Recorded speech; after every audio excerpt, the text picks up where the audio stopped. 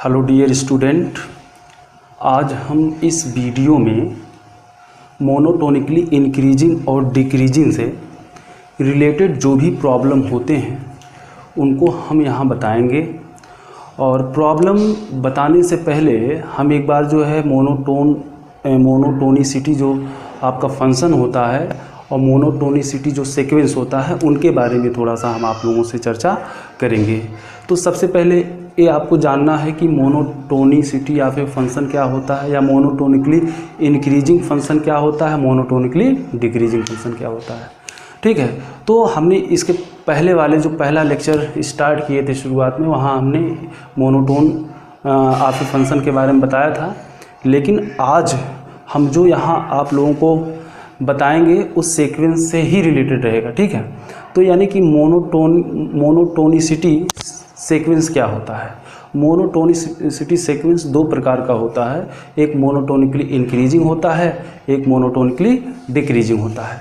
तो चलिए हम मोनोटोनिकली इंक्रीजिंग और डिक्रीजिंग से रिलेटेड यहाँ थोड़ा सा फार्मूला बताएंगे, इसके बाद उस पर सवाल बताएंगे कैसे सवाल लगाया जाता है। ध्यान से देखिएगा, जो मोनोटोनिकली इंक्रीजिंग होता है, ठीक है, मोनोटोन इंक्रीज कब करेगा, मोनोटोनिकली इंक्रीजिंग सीक्वेंस क्या होता है। ठीक है, मोनोटोनिकली इंक्रीजिंग सीक्वेंस, जैसे हम मान लेते हैं दो नंबर है। ठीक है, जैसे एक नंबर जो है n है, दूसरा नंबर क्या है m है। अगर n से बड़ा m है तो ये प्रोवाइड क्या करेगा, इसका जो सीक्वेंस होगा an इज लेस देन क्या हो जाएगा am। ठीक है, तो फॉर ऑल जो भी इसके am नंबर होते हैं, यानी कि ये सब सेट ऑफ नेचुरल नंबर के ही लिए जाते हैं, रियल नंबर के ले लीजिए, जिसको आप लेना चाहें उस जो है नंबर को यहाँ ले सकते हैं। ठीक है, या हम इसको जो है अगर m के स्थान पे m+1 कर दें, ठीक है, n+1 कर दें, m के स्थान पे n+1 कर दें, तो इस प्रकार ही बन जाएगा n is less then n+1। तो विच इम्प्लाइज डेट क्या हो जाएगा, an is less than an+1 for all n belong to natural number n। ये आपका जो है मोनोटोन इंक्रीज फंक्शन का है। ठीक है, तो यही कंडीशन आप लोगों को याद में रखना है।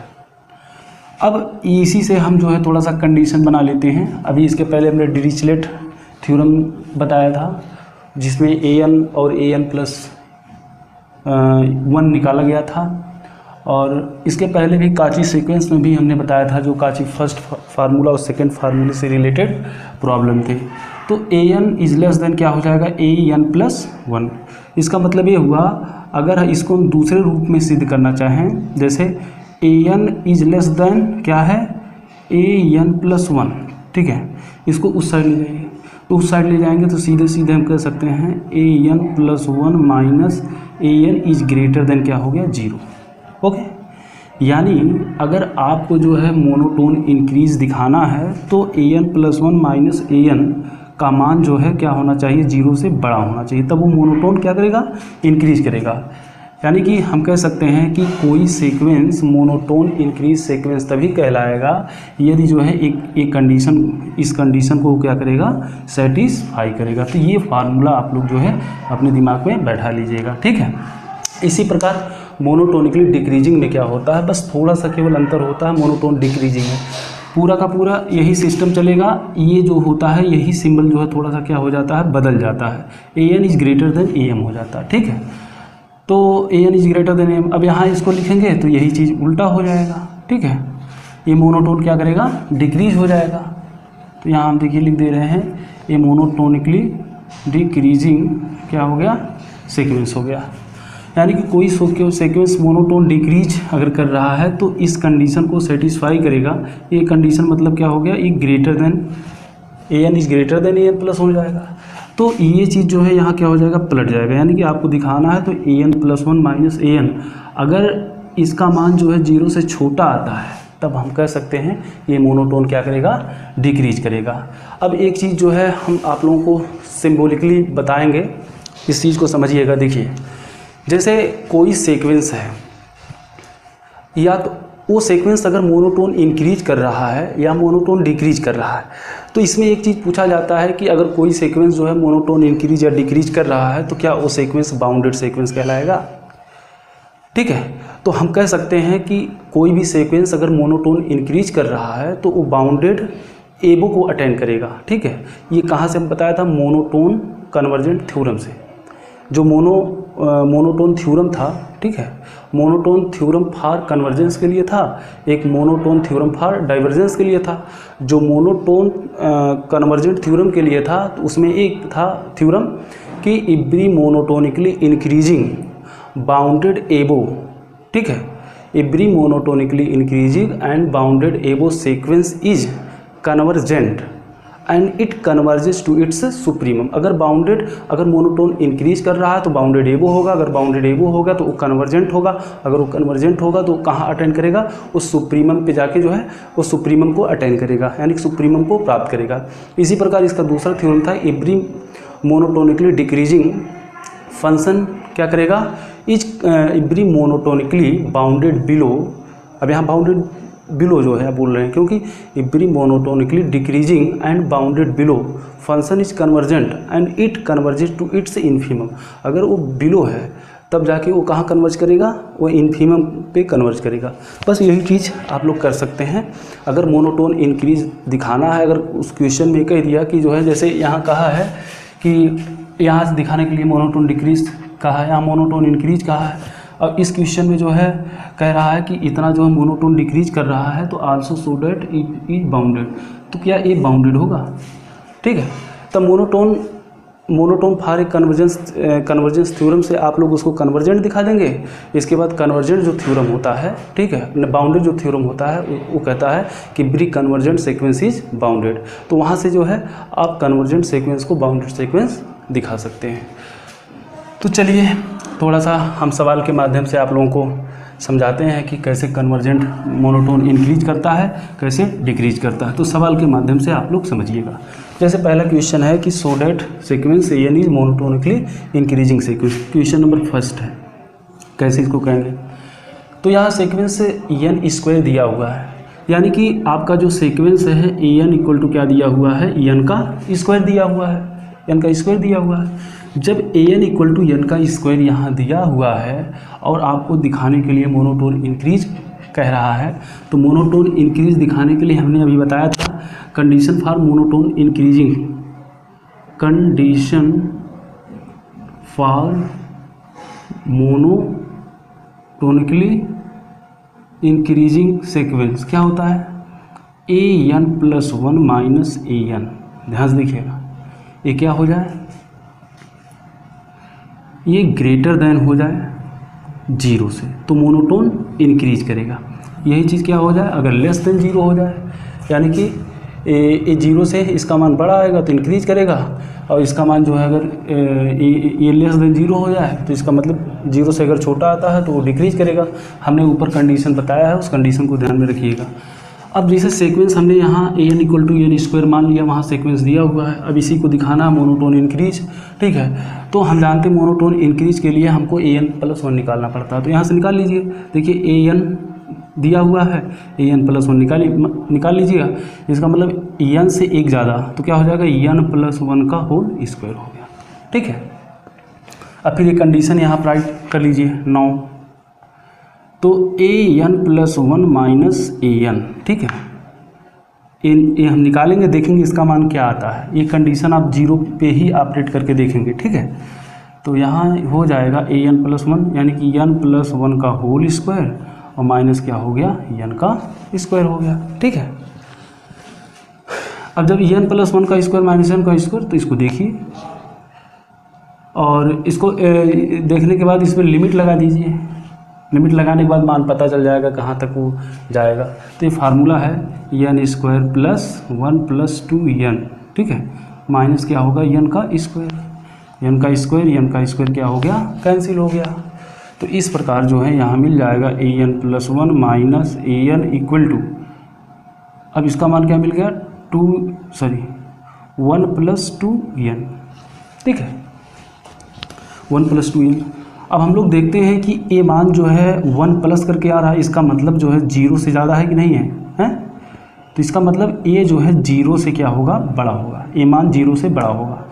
ठीक है, यहाँ से हमको पता चल गया कि ए मान जो है भाई 1 प्लस समथिंग करके अगर n बराबर 0, 1, 2, 3, 4 कुछ भी रखेंगे तो इसका मान तब भी 1 से बड़ा आएगा। इसका मतलब एक। आइए चलते हैं हम क्वेश्चन नंबर 2 पर। क्वेश्चन नंबर 2 ये कह रहा है कि so that the sequence 1/2n is monotonically decreasing sequence. अभी हमने इससे पहले बताया कि मोनोटोन इंक्रीज कैसे सीक्वेंस सिद्ध किया जाता है।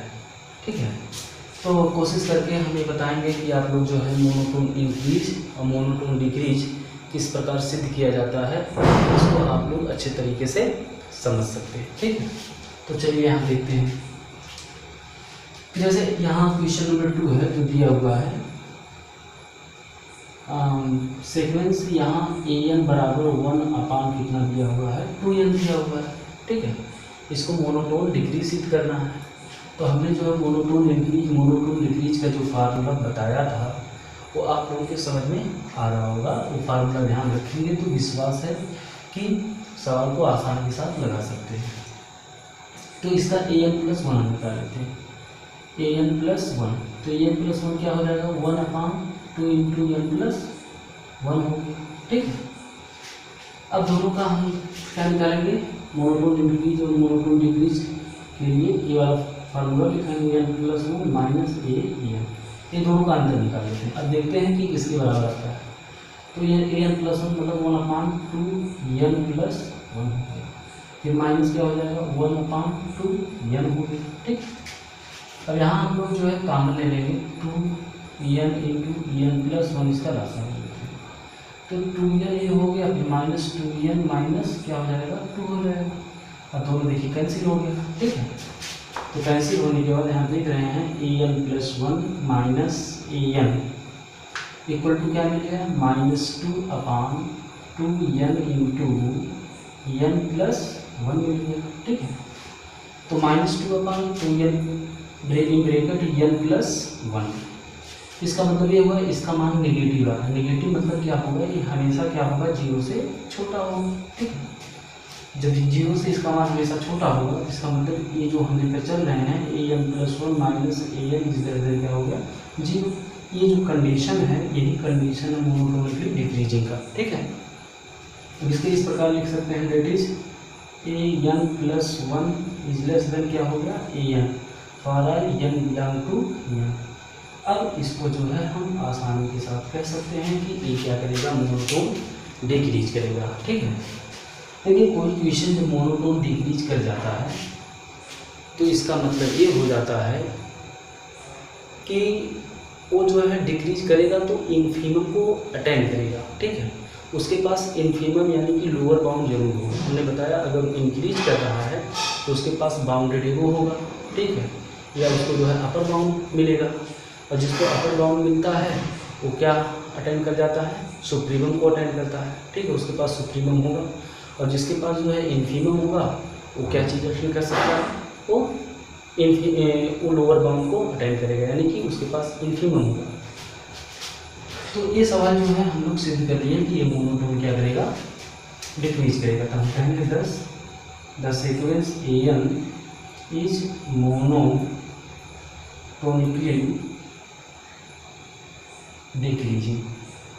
ठीक है, ये मोनोटोन डिक्रीज करेगा। अब बात आता है अगर डिक्रीज कर रहा है तो उसके पास लोअर बाउंड होगा। अब इस सीक्वेंस का लोअर बाउंड क्या हो सकता है। ठीक है, तो इस लोअर बाउंड को सिद्ध करने के लिए हम लोग जानते हैं यही से एक सेट क्रिएट कर लेते हैं। ठीक है, an बराबर क्या दिया हुआ है, 1/2n दिया हुआ है।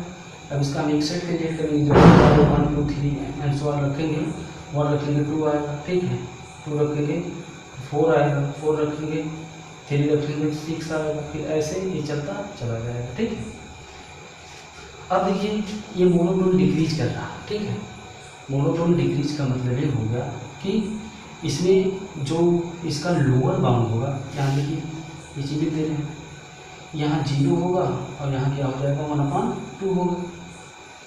ठीक है, तो यहाँ से हम देख रहे हैं कि इसके बीच जो है 1/4 1/6 ये सब नंबर जो है आते रहेंगे।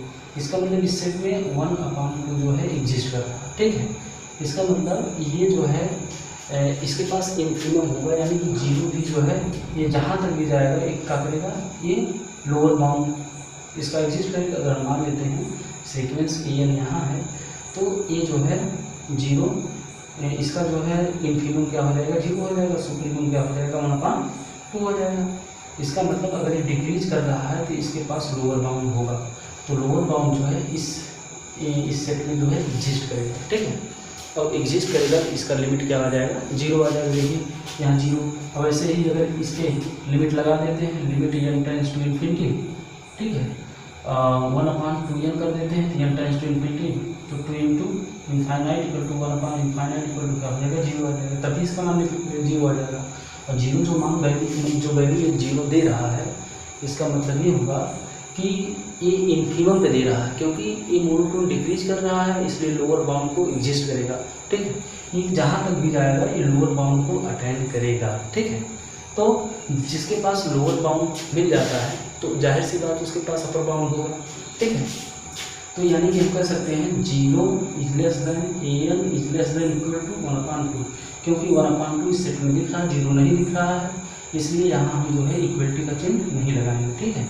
इसका मतलब ये जो है जीरो इस सेट में हो भी सकता है और नहीं भी हो सकता है। इसका मतलब ये जीरो इस सेट में जो है क्या करेगा, यहाँ एग्जिस्ट नहीं कर रहा, मतलब देखने पे नहीं लग रहा है, लेकिन अधिकतम कहाँ तक जा सकता है, इसका इन्फिनिमम पॉइंट जीरो तक जा सकता है, इसलिए इसका इन्फिनिमम क्या हो जाएगा, जीरो हो जाएगा। क्योंकि ये डिक्रीज कर रहा है इसलिए इसके पास इन्फिनिमम होगा, ठीक है। तो यही चीज़ इसमें ध्यान में रखना है। अब इसके बाद क्वेश्चन नंबर हम 3 पे आते हैं। क्वेश्चन नंबर 3 को देखिएगा अच्छे तरीके से, पूरा विश्वास है कि जो इंक्रीज और डिक्रीज कैसे सिद्ध किया जाता है इसको आप समझ सकते हैं। चलिए, जैसे क्वेश्चन नंबर 3 है कि सो दैट द सीक्वेंस इतना is monotonically decreasing sequence and also so that it is bounded. इसको बाउंड सिद्ध करने के लिए कहा। थोड़ा सा इसमें क्वेश्चन में मतलब एक वर्ड डाल दिया है बाउंडेड। देखिए, कोई सीक्वेंस बाउंड सीक्वेंस तभी होगा यदि उसके पास लोअर बाउंड हो और अपर बाउंड हो। अगर इसके पास लोअर बाउंड भी मिल जाता है और अपर बाउंड भी मिल जाता है, इसका मतलब ये सीक्वेंस कैसा सीक्वेंस हो सकता है, बाउंडेड सीक्वेंस हो सकता है। और हम लोग जानते हैं जिसके पास सुप्रीमम होता है वो भी बाउंडेड होता है, और जिसके पास सुप्रीमम होता है वो भी बाउंड होता है, कन्वर्जेंट होता है, और जिसके पास इन्फिनिमम होता है वो भी कन्वर्जेंट होता है, ठीक है। अब दोनों स्थिति में जो है वो कन्वर्जेंट होगा, ठीक है। और ये हम पहले से जानते हैं कि बाउंडेड थ्योरम ये कहता है कि अगर कोई सीक्वेंस कन्वर्जेंट है, ठीक है, तो जरूर वो क्या होगा, बाउंडेड होगा, ठीक है। तो हम थ्योरम से भी उसको कह सकते हैं कि every convergent sequence is a bounded sequence, ठीक है। तो इस सवाल में थोड़ा सा देखेंगे कि सबसे पहले इसको हमको दिखाना है कि ये मोनोटोन डिक्रीज कर रहा है, ठीक है। तो सबसे पहले जो सीक्वेंस दिया है इसको ले लेते हैं। सीक्वेंस क्या है, 2n/n का फैक्टोरियल, ठीक है। तो यहाँ से an+1 हम निकालेंगे। an+1 जैसे निकालेंगे तो हो जाएगा 2n+1/n+1, ठीक है, का फैक्टोरियल होगा। अब यहाँ हम लोग जानते हैं इंक्रीज और डिक्रीज दिखाने के लिए ये वाला सिस्टम का प्रयोग करते हैं। an+1 में से an को घटाते हैं। अब देखते हैं कि इसका मान 0 से छोटा आता है या 0 से बड़ा आता है। अगर 0 से छोटा आता है तो डिक्रीज करेगा, अगर 0 से बड़ा आता है तो इंक्रीज करेगा। अब यही बताएगा कि ये इंक्रीज करेगा या डिक्रीज करेगा। चलिए इसको सॉल्व करते हैं, इसके बाद देखते हैं। तो यहाँ हो जाएगा 2n+1/n+1 का फैक्टोरियल माइनस 2n/n का फैक्टोरियल, ठीक है। अब इसको जो है हम इस प्रकार लिख सकते हैं, 2n है तो 2n इंटू 2 लिख सकते हैं, माइनस इसको 2n लिख सकते हैं अपान। इसको देखिए n+1 इंटू n का फैक्टोरियल लिख सकते हैं, और ये क्या हो जाएगा, n का फैक्टोरियल। अब इन दोनों में हम लोग कॉमन कर लेंगे, 2n/n का फैक्टोरियल कॉमन कर लेंगे तो क्या मिलेगा, 2/n+1 माइनस क्या मिल जाएगा, 1 मिल जाएगा, ठीक है। अब इस पर जब सॉल्व करेंगे हम लोग तो 2n/n का फैक्टोरियल, और यहाँ देखने को ये मिल रहा है कि 2 - n फिर -1 अपान क्या हो जाएगा, n+1 हो। अब यहाँ आगे 2 की पावर n अपान n का फैक्टोरियल इंटू इसको हल करेंगे तो यहाँ हो जाएगा 1 माइनस n अपान 1 प्लस n। ठीक है, देखिए अगर हम यहाँ जो है क्या लेते हैं n इक्वल टू 0 लेते हैं, या अगर n इक्वल टू 1 लेते हैं तो इसका मान क्या हो जाता है 0 हो जाता है। ठीक है, और 0 का मतलब वो 0 के बराबर आएगा। ठीक है, लेकिन 0 से छोटा नहीं आ रहा है। अब यहाँ अगर हम माइनस यहाँ कॉमन ले लें, ठीक है, जैसे यहाँ पर माइनस कॉमन ले लेते हैं तो यहाँ माइनस हो गया, तो 2 की पावर n अपान n का फैक्टोरियल हो गया, और ये हो जाएगा n प्लस n माइनस 1 अपान n प्लस 1। अब इसमें चाहे जो वैल्यू रखेंगे तो इसका मान हमेशा क्या आएगा, नेगेटिव ही आएगा। ठीक है, तो नेगेटिव आने का मतलब ये होगा, देखिए जब माइनस यहाँ लग गया इसका मतलब ये मान क्या आएगा, नेगेटिव आएगा। नेगेटिव आएगा इसका मतलब ये 0 से क्या होगा, छोटा होगा। यानी जो यहाँ हम सिद्ध कर रहे हैं, मतलब ये n प्लस 1 माइनस n लेकर चल रहे हैं, तो इसका मान क्या आ गया, 0 से छोटा आ गया। तो हम यहाँ कह सकते हैं कि a n plus 1 minus a n is क्या हो गया, 0 हो। ठीक है, और एक इसका जो कंडीशन होता है a n plus 1 is less than क्या हो जाएगा, a n for n belong to n। तो ये जो कंडीशन होता है मोनोटोन डिक्रीज का कंडीशन होता है। तब हम कह सकते हैं the sequence a n is monotonically क्या हो जाएगा, डिक्रीज कर जाएगा। ये डिक्रीज सिद्ध करने के लिए कहा हमने, डिक्रीज को सिद्ध कर दिया। ठीक है, कंडीशन से। अब यहाँ ये कह रहा है कि ये सीक्वेंस बाउंड होगा कि नहीं होगा, ये तो कन्फर्म है। जब डिक्रीज हमको मिल गया तो उसके पास इन्फीमम होगा, जो इन्फीमम होता है वो कन्वर्ज करेगा। कहाँ कन्वर्ज करेगा, मतलब किसी एक लिमिट पे कन्वर्ज करेगा। जब किसी लिमिट पे कन्वर्ज करेगा तो वो क्या हो जाएगा, कन्वर्जेंट थ्योरम से every convergent theorem is bounded theorem होता है, या every convergent sequence is bounded sequence होता है। अगर वहाँ से नहीं समझ पा रहे हैं थ्योरम से, तो प्रैक्टिकली देख लीजिएगा कैसे होगा। अब इसको हम मिटा रहे हैं और प्रैक्टिकली इसको समझा रहे हैं, इसको नोट डाउन कर लीजिएगा। देखिए जैसे इस सेट क्रिएट दिया हुआ है, अब इस सेट से एक हम लोग सेट क्रिएट कर लेते हैं। जैसे लोअर बाउंड अपर बाउंड निकालना सिखाए थे, 2 की पावर n। अब देखिए n इक्वल टू 1 रखेंगे तो क्या हो जाएगा, 1 अपान 1 का फैक्टोरियल। ठीक है, फिर 2 रखेंगे, 2 की पावर 2 अपान क्या हो जाएगा, 2 का फैक्टोरियल। फिर 2 की पावर 3 अपान 3 का फैक्टोरियल। फिर 2 की पावर 4 अपान 4 का फैक्टोरियल। इस प्रकार ये जो है बढ़ता चला जाएगा, कहाँ तक जाएगा पता नहीं। ठीक है, तो इसको अगर हल करेंगे तो एक 2 अपान 1 इसका मतलब 2 हो गया। ठीक है, अब यहाँ जो है 2 × 1 और 4 इसका मान 4 हो गया। ठीक है, फिर 6 भागे जो है इसको करेंगे। देखिए इसको जो है इस प्रकार हल करते चले जाएंगे तो अगला वाला इसका जो अपर बाउंड है हमको पता नहीं चलेगा, क्योंकि हम लोग जानते हैं कि इसमें अपर बाउंड हमको कंफर्म नहीं है, और इसको हल करते रहेंगे तो पता नहीं कहाँ तक जाएगा। तो इसका अपर बाउंड कहाँ हो सकता है, इसका मतलब अपर बाउंड यहाँ एग्जिस्ट नहीं करेगा। वैसे पहले क्लियर हो गया कि मोनोटोन डिक्रीज कर रहा है। जब मोनोटोन डिक्रीज कर रहा है इसका मतलब इसमें अपर बाउंड जो है क्या होगा, एग्जिस्ट नहीं करेगा। इसके पास क्या होगा, लोअर बाउंड होगा। तो यहीं से हम लोग स्पष्ट कर लेते हैं, क्योंकि हमको जो है सिद्ध करना है क्या, कि इस कन्वर्जेंस मतलब ये जो है क्या होगा, बाउंडेड सीक्वेंस होगा।